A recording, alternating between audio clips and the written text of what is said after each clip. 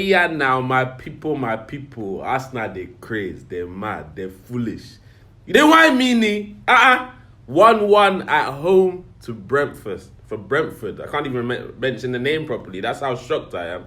But the only person to blame for this weekend's result, for me, and I've been very, very easy on him for a while, Mikel Arteta.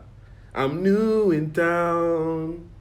Why don't you rotate? That's what Trossard was asking at the beginning of the game. Rotate me into the team, start me. And he got a goal. Imagine if he'd started the game. Look, problems day. People keep asking me, why are you not behind this Arsenal title challenge? Title challenge this, title challenge that. Because of performances like the last 2 weeks. That's why I haven't been able to co-sign this title challenge just yet. But we need a win. A win against Manchester City on Wednesday. They change everything. But can we do it? Let's see.